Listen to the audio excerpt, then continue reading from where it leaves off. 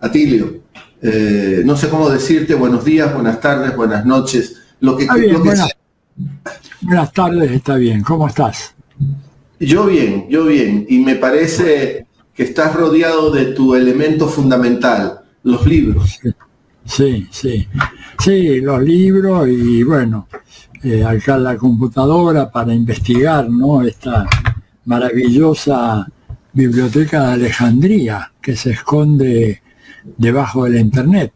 La Internet tiene a primera vista un montón de basura, no es como un mar estancado en donde se junta arriba todos los desperdicios, botellas, plásticos, restos de comida.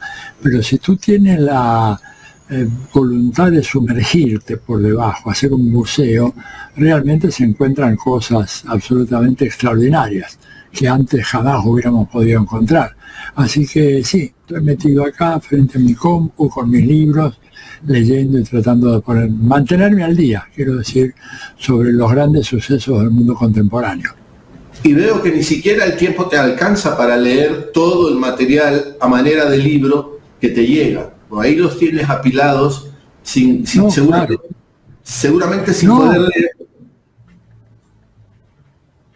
No me alcanza para nada, Javier, es decir, porque además hay una producción muy grande. Esto es bueno, ¿no?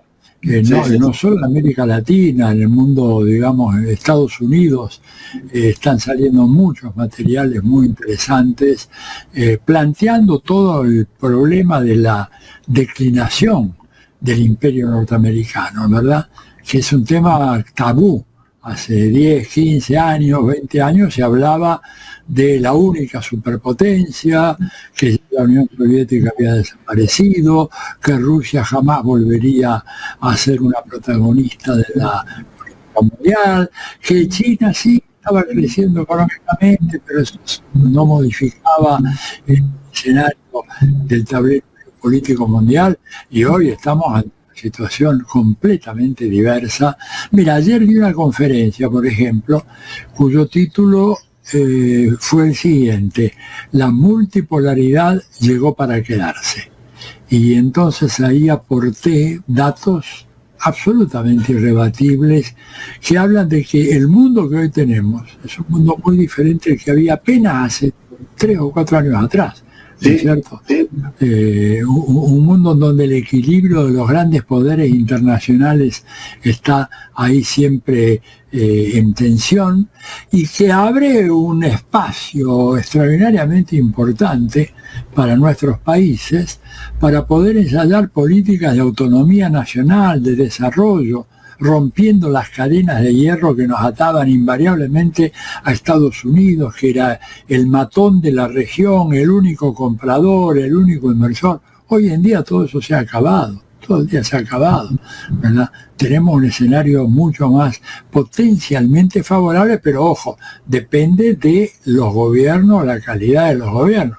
Por ejemplo, nosotros tenemos un problema muy grave con un gobierno no solamente retrógrada y reaccionario, sino incompetente, abiertamente incompetente. O sea, un gobierno que todavía tiene una imagen anticuada de lo que era el sistema internacional. Pasando a nosotros. Porque en la región mismo hay países, Colombia, por ejemplo, que se acerca a China. Y nosotros no, nosotros seguimos siendo vasallos de los Estados Unidos. Como que si la mejor política internacional que podríamos tener es subordinarnos a lo que los Estados Unidos nos digan. Claro. Bueno, ese es el problema, ¿no es cierto? Es el problema muy serio que tienen estos gobiernos, que son gobiernos neocoloniales, gobiernos en donde realmente no hay una vocación de construir una comunidad nacional próspera, democrática, gobiernos que simplemente tienen una visión mercantilista de favorecer los negocios de los beneficiarios del régimen, porque tampoco es que estamos en presencia de ese modelo ideal del capitalismo, de competencia perfecta, nada. Acá, por ejemplo, en la Argentina se están enriqueciendo de una manera escandalosa, realmente oprobiosa, los amigos del régimen. El resto, digamos, de la gente incluso a las empresas medianas y algunas grandes, están fundiéndose o se están declarando en bancarrota por estas políticas que hace el gobierno. Mira, estamos importando peras de no sé qué país africano, de Argentina, estamos importando pomelos de Israel. Digo, cuando acá hay una producción cítrica maravillosa, pero bueno, claro, acá los costos son muy elevados, porque tenemos el peso totalmente sobrevaluado, entonces cualquier cosa te cuesta 4 o 5 dólares. Te vienen desde Israel o desde Sudáfrica algunos de estos insumos frutícolas y llegan a mitad de precio con flete y todo. Entonces, bueno, esto... Yo acabo de leer, Atilio, estoy hoy ya en otra cosa, estoy en ficción, ¿no? Pero ficción histórica, ¿no? De Irene Vallejo, que seguramente la conozcas, esta española filóloga, que tiene un libro que fue un éxito mundial, El infinito en un junco, y ahora estoy leyendo El silbido del arquero, un maravilloso libro, pero terminé de leer un libro de Joseph Stiglitz, que también lo debes de conocer y mucho, y este libro se llama, parece un oxímoron, Capitalismo progresista, porque dice que esa es la respuesta al estado de malestar. Hemos venido hablando del estado del bienestar y lo que ha inventado este capitalismo canalla, neoliberal, fondo monetarista, es el estado de malestar. Y Stiglitz no llega hasta el periodo actual de Trump, analiza el periodo anterior de Trump y ahí describe clarísimamente cómo se pierde la calidad de vida. La pregunta es cómo es posible que un país tan rico como Estados Unidos tenga tantos pobres. El modelo es un fracaso. Bueno, tú sabes que en las comparaciones internacionales, por ejemplo, Estados Unidos registra, según datos del PNUD y otras organizaciones muy serias, un nivel de pobreza, por ejemplo, superior, bastante superior al que tiene Rusia. Digo, para poner un ejemplo, Rusia, digamos, sabemos todos los problemas económicos que ha sufrido, producto de las sanciones económicas de todo tipo que han pretendido arruinar a la economía rusa. Pero a pesar de eso, Rusia tiene mejores índices de pobreza que Estados Unidos. Bueno, yo creo que Estados Unidos ha habido un fenómeno muy fuerte, ¿verdad? Allá ellos codificaron el consenso de Washington, lo propagandizaron por todo el mundo, pero también se lo aplicaron a sí mismos. Entonces resulta que a partir de todo eso y de la deslocalización industrial y fabril, etcétera, Estados Unidos ha dejado de ser un país que produce cosas, produce bienes. Lo que produce Estados Unidos son papeles, bonos del tesoro, bonos de las empresas, etcétera. Pero ya pura especulación, te das cuenta. Eso por una parte. Segundo, no ha habido una política efectiva de redistribución de ingresos.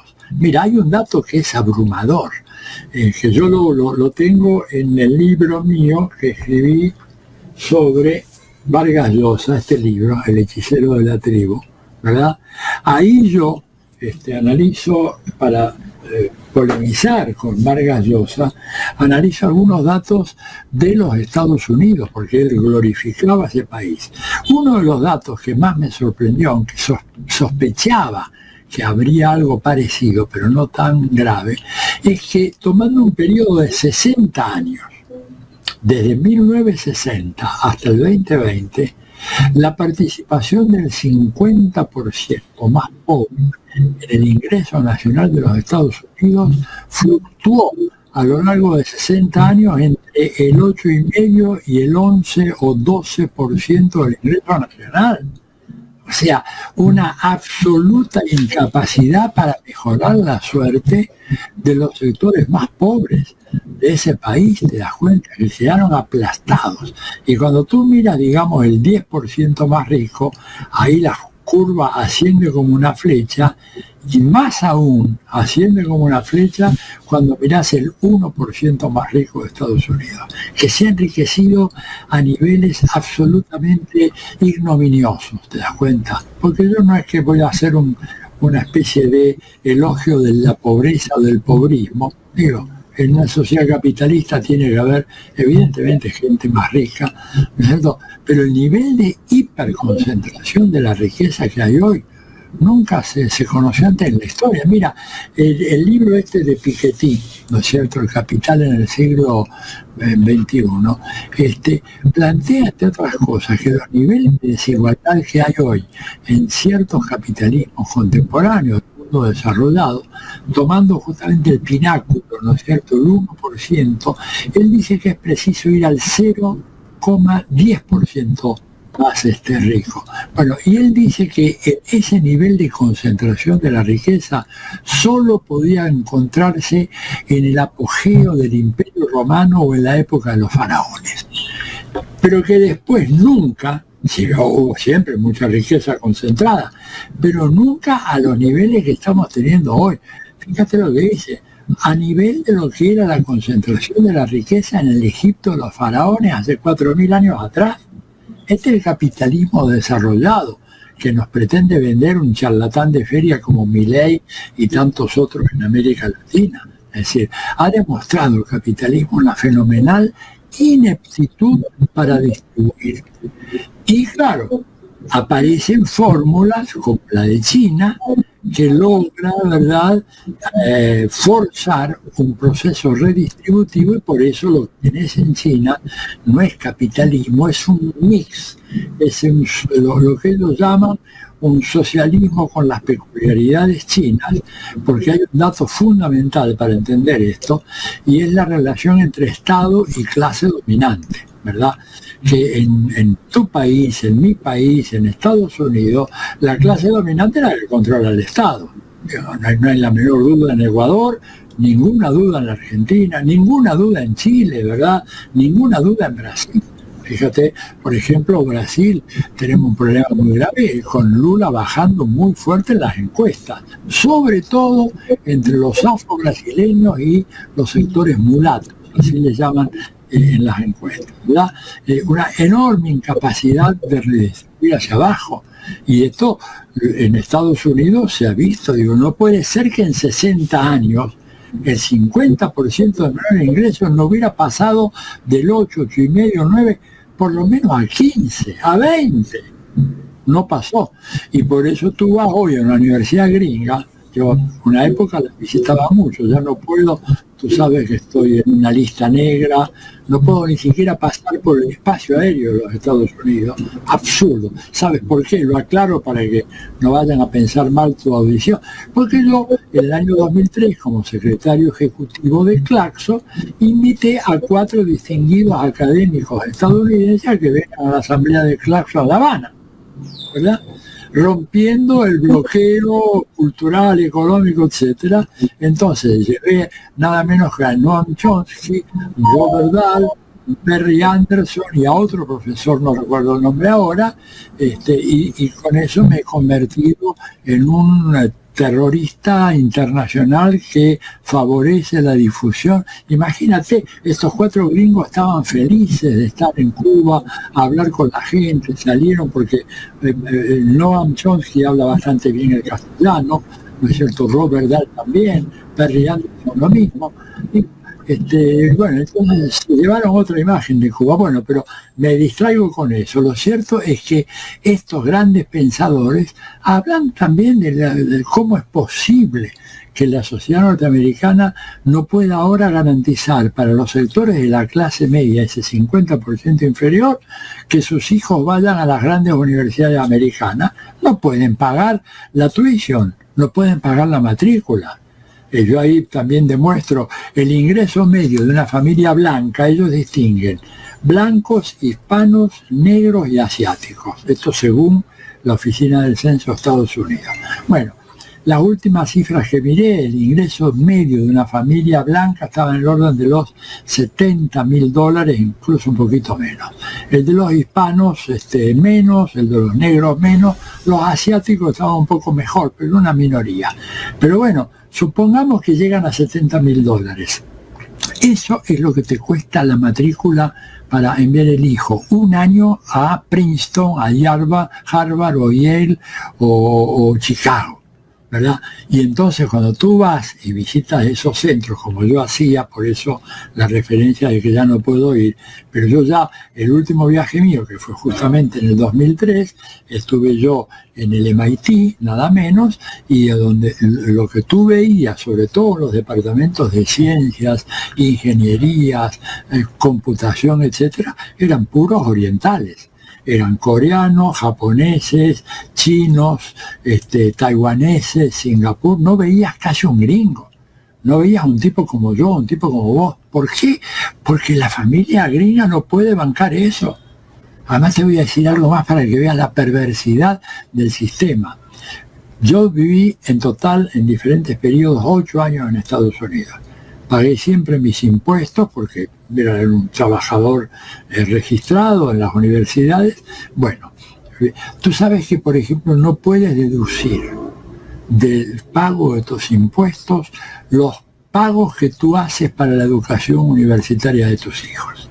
Es una cosa increíble, porque si eso pudiera ser deducido, entonces, bueno, algunas familias de clase media todavía podrían enviar sus hijos, ¿verdad? Ni te cuento los afrodescendientes, podrían enviar los hijos a la universidad, pero no lo puedes deducir.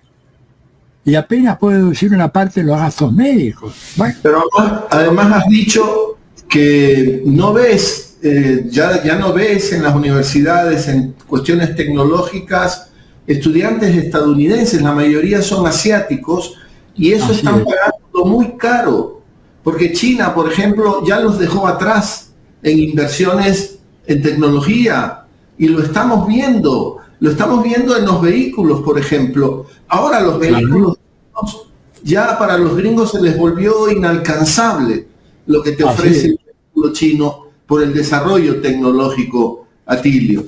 Mira, a propósito de esto te quiero dar un dato, pero lo quiero confirmar para que no sea una mera especulación, ¿verdad? Acá está, mira, qué bonito. Lástima que se ve muy poco porque es muy pequeño, pero es esto de acá. A ver si se... Pero vemos la curva. ¿Ven la curva?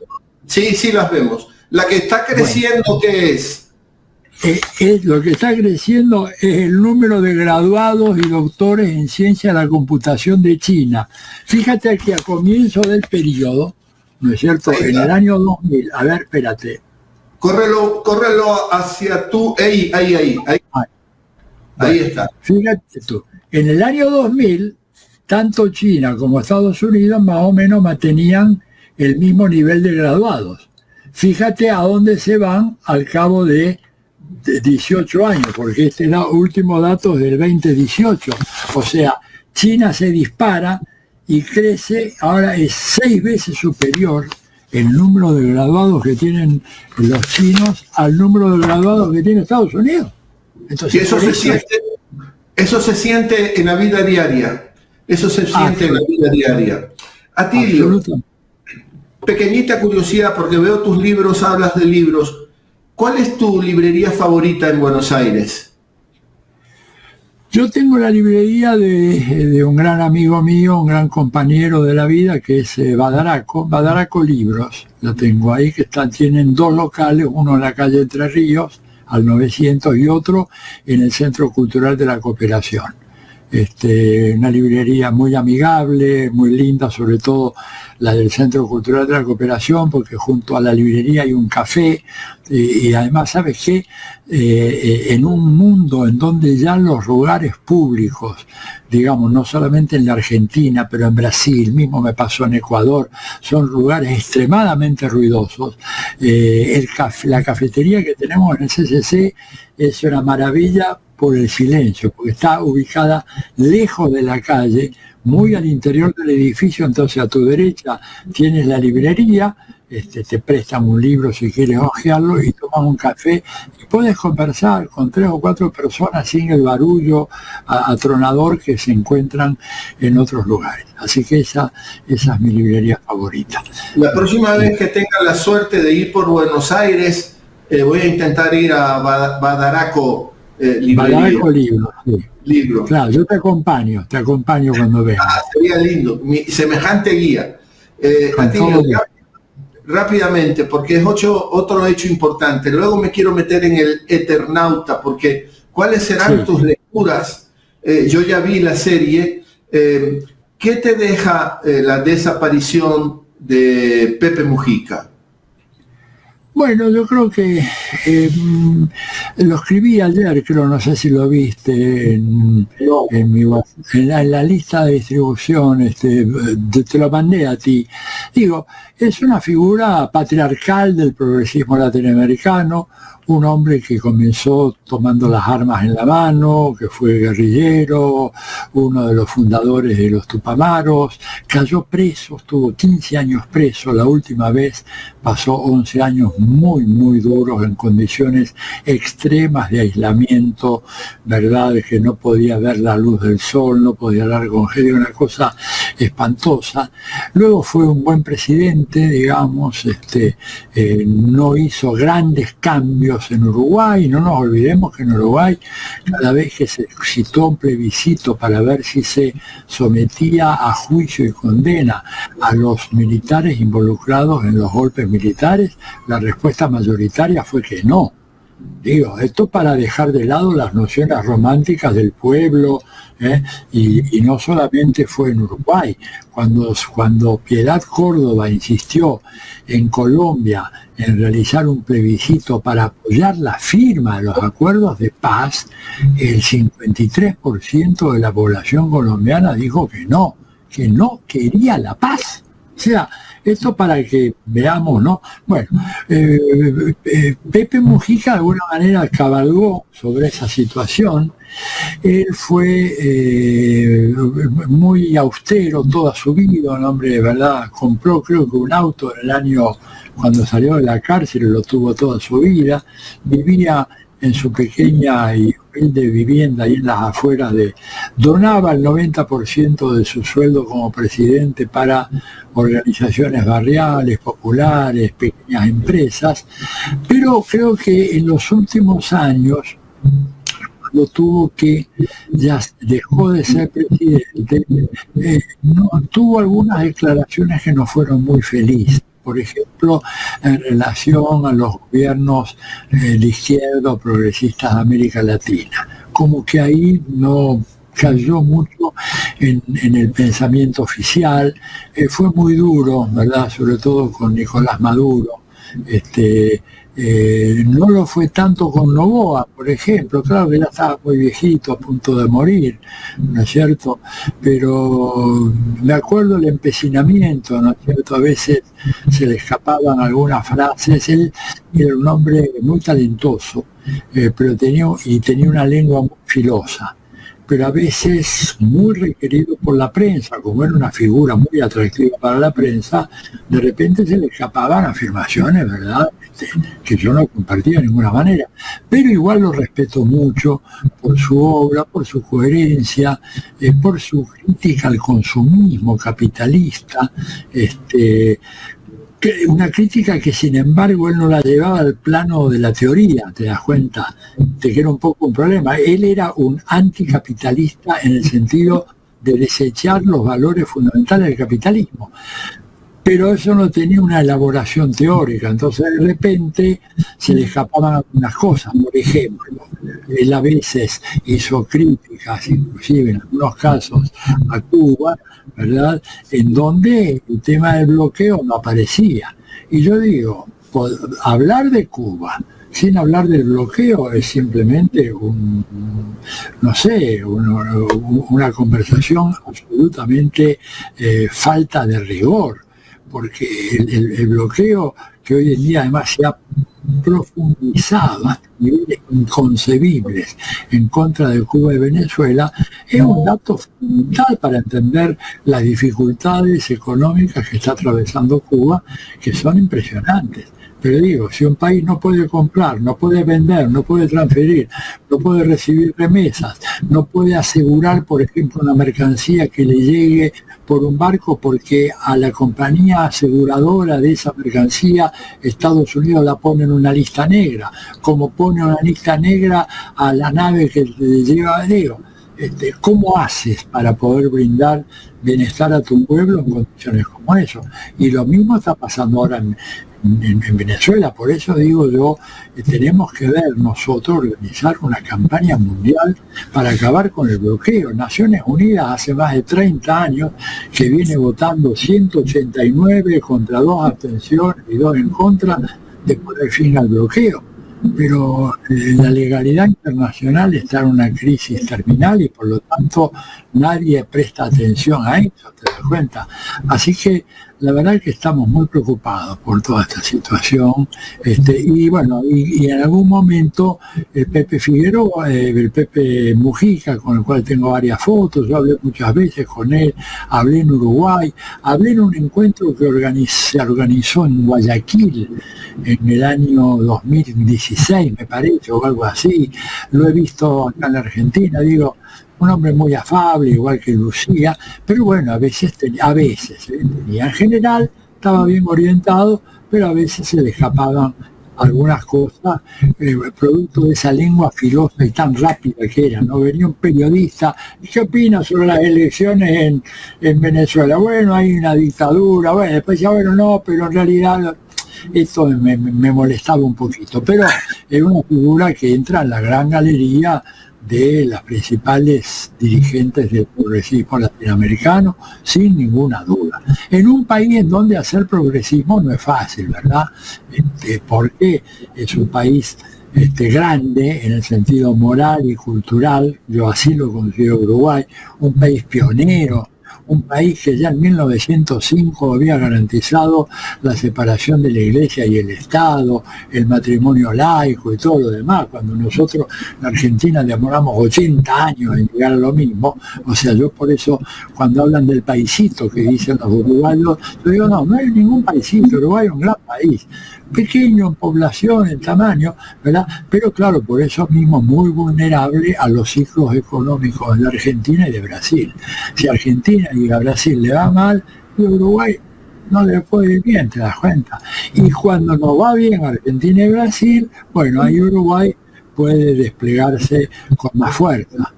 Digo, este es el tema. Entonces, el Frente Amplio ha venido haciendo una serie de gobiernos razonablemente buenos, pero donde todavía no se logra llegar más a fondo en unas reformas que son muy difíciles de hacer y que hay que tener mucho cuidado, ¿no? En todo caso, la pregunta también tenía el objetivo de ofrecer una suerte de homenaje a Pepe Mujica, ¿no? Sí, claro. A quien tuve también el privilegio de conocerlo, ¿no? Ahí en su chacra, porque fui a Montevideo y estuve en su chacra y constaté la forma como vivía Pepe Mujica, ¿no? Era muy coherente, hombre, era supremamente coherente. Sí, sobre todo cuando tú comparas con algunos dirigentes del progresismo latinoamericano que viven, digamos, muy bien y que son gente de mucho dinero. Este hombre es un hombre muy, muy austero, por eso yo, digamos, le hice un homenaje y puse mis fotos con él. No dejé de mencionar, por honestidad con la gente que me sigue, de que a veces se le escapaban cosas que daban ganas de decirle, pero viejo, ¿qué estás diciendo? Pero bueno, aún con todo eso, yo lo respeto y lo puse en la galería. Bueno. Si tú eres argentino, yo sé que nos tenemos que ir pronto porque tienes una cita. Sí. Héctor Germán Oesterheld Pujol, argentino, padre alemán, apellido alemán, el primero, apellido catalán, el segundo, una cosa normal en Argentina que se mezclan gente venida de todas partes de Europa. Este personaje escribió unas historietas, Eternauta, que son adelantadas, muy adelantadas a su época, y que ahora que está la serie a disposición de la gente, y lo voy a decir completo, Netflix, yo te contaba que yo ya la vi, y la verdad es que me dejó impresionado, ¿no? Por la parte técnica también, pero por la capacidad, esa serie o esas historias las escribió Oesterheld en la década de los 50 del siglo pasado y tienen una lectura absolutamente vigente hoy en día, y para Argentina también, y para Ecuador, y para todo el mundo. ¿Cómo te sientes tú ante Eternauta? Bueno, Oesterheld era un personaje extraordinario, ¿no es cierto? Un gran productor de estas tiras o estos cómics, como se le llama, ¿verdad? Y en donde, pensando que él escribió todo esto en esa década de los 50, tuvo una capacidad anticipatoria realmente fenomenal, ¿no es cierto? La serie además técnicamente está muy bien hecha, porque es muy complejo presentar ese escenario nevado de la ciudad de Buenos Aires y los distintos actores moviéndose ahí, y yo creo que además introducen en la versión actual algunos datos que remiten, ¿no es cierto?, al periodo de la dictadura militar. Lo hacen con mucha sutileza, no es una cosa grosera, es una especie de insumo para, mira, piensa esto, fíjate las similitudes que hay entre esto y esto otro. Entonces, lo que yo quiero rescatar es que es una serie en donde hay una valorización de la acción colectiva, una valorización del protagonismo de la gente común y corriente. Esa chica, además que le dan un ingrediente contemporáneo a la Argentina, porque una de las figuras es Inga, que es una chica venezolana, radicada en la Argentina, ¿te das cuenta? O sea, la obra fue de alguna manera adaptada y actualizada, aunque está situada todavía en aquel momento. Ves, los carros son los de la época, los micros, los buses de toda la época, las máquinas, la vía férrea, ¿no es cierto? Pero hay un mensaje muy interesante, y es que ante peligros tan grandes como eso, la reunión de la gente, que la gente pueda conversar, que la gente pueda decidir, salir a defender un proceso, me parece que es un mensaje muy poderoso, muy poderoso, con muy buenos actores. Tú has visto algunos actores profesionales, otros que no lo son. Tomaron gente, salieron ahí a la calle de, suponte, de Quito, de Guayaquil, de Cuenca, y tomaron a aquel, y la verdad es una serie que vale la pena verla. Los dos primeros capítulos, a mi juicio, adolecen de un ritmo un poco lento para el momento actual. O sea, el espectador de hoy está acostumbrado a ver imágenes muy rápidas, y ahí como que, pero después ya se va, en los 4 capítulos restantes eso se modifica bastante bien, y bueno, yo coincido con una obra que yo recomiendo. Bueno, además, por algo es una de las series que a nivel mundial más importantes que tiene Netflix. Creo que es la segunda o la tercera a nivel mundial.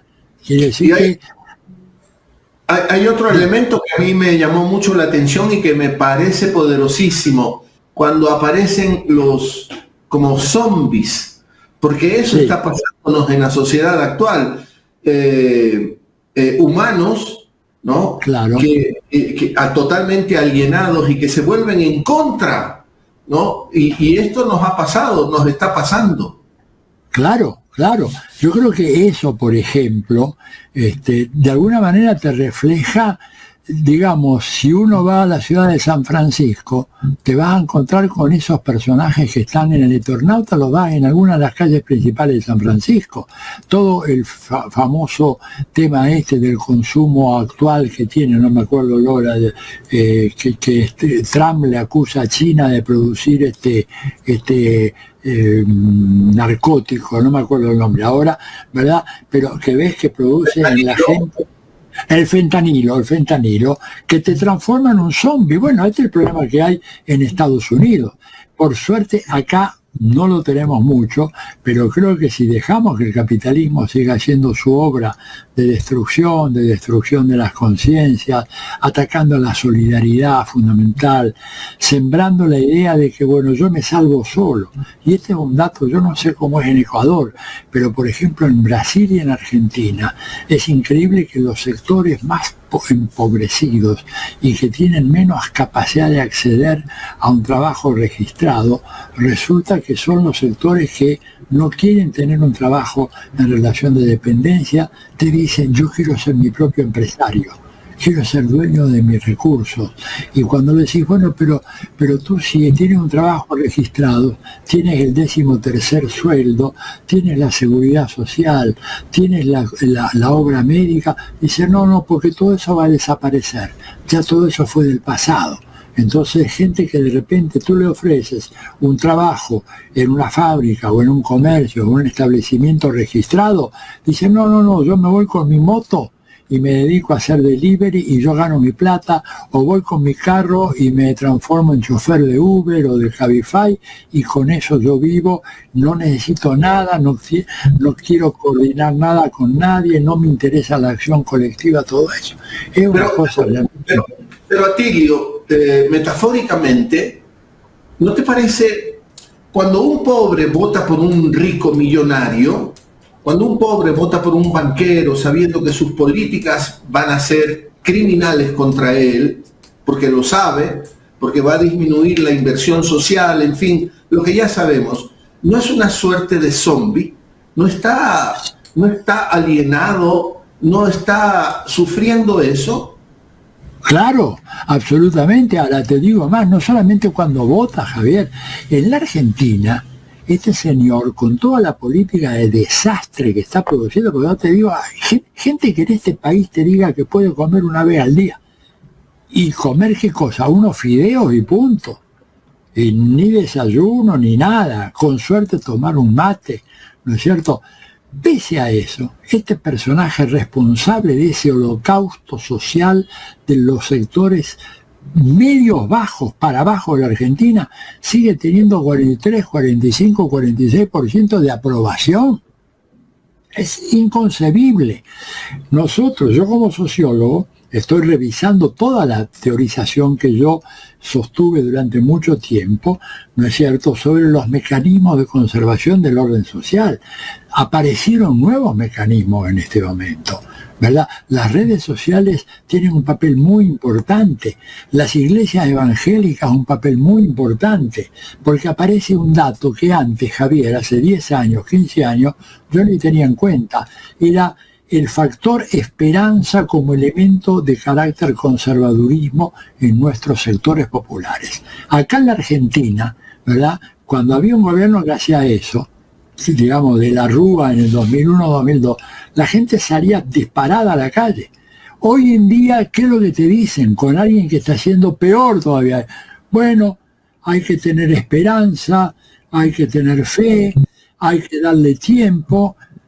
Digamos, hemos perdido la gran batalla ideológica, ¿verdad? Porque nosotros, bueno, no nos olvidemos que Bloch, el gran teórico marxista, tiene un libro llamado El Principio de Esperanza, que justamente elaboraba cómo la izquierda tenía que mandar un mensaje esperanzador, ¿no es cierto?, a los pueblos, que no fuera, pero un llamado a la pasividad, sino, digamos, un entusiasmo de decir, bueno, tenemos esperanza porque podemos llegar acá. Ahora, ese principio de esperanza es para decir, sálvate tú solo y no te quejes del gobierno. Además, el gobierno ya no va a hacer nada que te pueda ayudar a ti, ¿verdad? Cuando te dicen eso, te dicen, mira lo que pasó en el pasado con el gobierno de Alberto, mira lo que pasó con Macri, mira lo que pasó, te llegan hasta decir lo que pasó con Cristina, ¿verdad? Que fue el gobierno, digamos, que hizo mucho más en materia de redistribución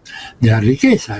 Cristina, en la distribución del ingreso nacional, con la gestión de Cristina, llegó los sectores asalariados a casi el 52% del ingreso nacional. Hoy en día están en el 43%, ha habido una descensa de 9 puntos del PBI, y sin embargo la gente sigue diciendo, bueno, hay que darle tiempo, tengamos esperanza, tengamos fe. Entonces creo que eso ha cambiado, y un llamado a la pasividad, que justamente es lo que no se ve en el Eternauta, se ve justamente una convocatoria a la acción, y esto me parece que es uno de los mensajes más poderosos, más potentes y más promisorios que tiene esa película, esa serie.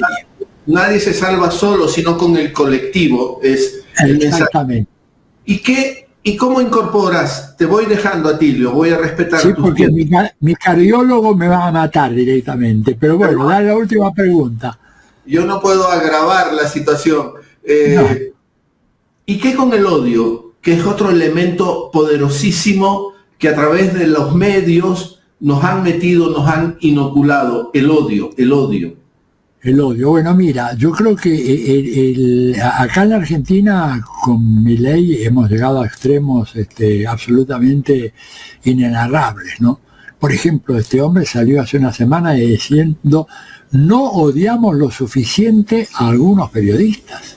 Digo, no odiamos lo suficiente, ¿no es cierto? Y aparte de eso, ha instalado un lenguaje procaz, vulgar, lleno de insultos, pero de lo peor, ¿verdad?, que yo he escuchado jamás en boca de un presidente, ¿no es cierto? Y el odio, sí, claramente, a todos aquellos que de alguna manera él los considera responsables de esta situación. Y la política del odio funciona muy bien. ¿Por qué? Porque nuestras sociedades se han hecho más complejas. A ver, toma el caso extremo, Francia, la Francia católica tradicional. Yo me acuerdo, y me voy, y me entusiasma el tema, y le digo a tu gente que no es que tenga una crisis cardiológica, es un simple control, pero mi médico es muy estricto en el horario, pero por eso voy a hacer breve. Mira, Francia en la década del 80 y del 90, ¿verdad?, tenía una cierta migración de origen islámico, marroquíes, tunecinos, etc. Hoy en día, Francia es una sociedad multiétnica, como lo es Alemania, como lo es Inglaterra. Y no ha habido de parte de los gobiernos una campaña permanente y sistemática para hablar de la importancia del pluralismo étnico, del enriquecimiento en el diálogo de las culturas. Nada de eso se hizo. Entonces resulta que hoy en día, cuando tú le preguntas a un francés de clase media o más del origen popular, ¿por qué Francia está mal? ¿Por qué los subsidios a los empresarios o a las pequeñas empresas no funcionan? ¿Por qué decae la atención del hospital público? ¿Por qué la educación pública se deteriora? Te dice: la culpa la tienen los migrantes. ¿Te das cuenta? Y a mí me han dicho cosas tales como que jamás Francia va a dejar de ser un país católico y cristiano. Y vamos a tener que echar a todos los que no comparten nuestra religión. Digamos, es terrible eso. Ahora, tú ves de repente el seleccionado del fútbol francés y prácticamente no ves a ningún francés clásico. Lo que ves son todos los de las colonias africanas. Y se quejan.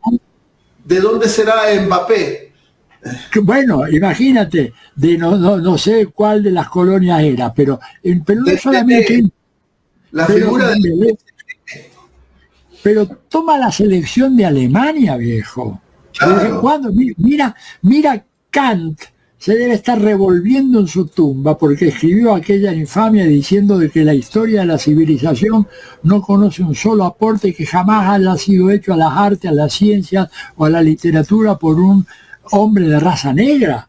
Eso lo escribió nuestro amigo Immanuel Kant, ¿no es cierto? Adorado como el padre del iluminismo, de la democracia, etc. Bueno, pero esas sociedades hoy se convirtieron en sociedades multiétnicas y el rechazo es brutal. Acá en la Argentina, ¿verdad?, también en contra de inmigrantes. Acá tenemos inmigrantes senegaleses de costa de Cabo Verde, tenemos haitianos, tenemos venezolanos, tenemos bolivianos, peruanos y paraguayos. Y mucha gente recela, dice: bueno, se han venido tantos que por eso nos estamos mal nosotros ahora. No, querido, se han venido tantos porque es gente que hace trabajo que los argentinos no hacían. Lo mismo pasa en Estados Unidos. Yo viví en California. Acá le echamos la culpa a los venezolanos, lo cual es muy, muy triste. Hemos construido unos prejuicios contra los venezolanos terribles. Y es absolutamente injusto, absolutamente, yo lo digo permanentemente. Los migrantes, para la extrema derecha, Trump, Bannon y todos esos bandidos, sí, los migrantes son delincuentes, pero nosotros tenemos que tener en cuenta que hay gente que migra porque está buscando una vida mejor. además fueron invitados, fueron promovidos, hubo campañas de publicidad para destruir al gobierno bolivariano, invitaban a la gente a que vinieran. Sebastián Piñera dijo, Chile los recibe con los brazos abiertos y luego los persiguen como a nadie. ¿Te das cuenta? Acá todavía no hemos llegado a ese extremo, pero es una situación muy grave. Javier, querido, yo te tengo que pedir... Agradecerte mucho, Atilio, que te vaya bien en tus exámenes y ya tendremos otra oportunidad para seguir conversando. Con todo gusto, porque han quedado montones de cabos sueltos que me gustaría compartir con tu audiencia y tengo algunas láminas muy lindas, pero que no puedo ahora. Pero bueno, a tus órdenes, un abrazo y bueno, suerte para Ecuador. Ojalá que sí, que luchen y que esa lucha permita remover estas cosas que están pasando ahora y que tanto duelen para todos a nosotros en toda América Latina. Un gran abrazo. Atilio, querido, suerte, mucha suerte. Gracias, adiós.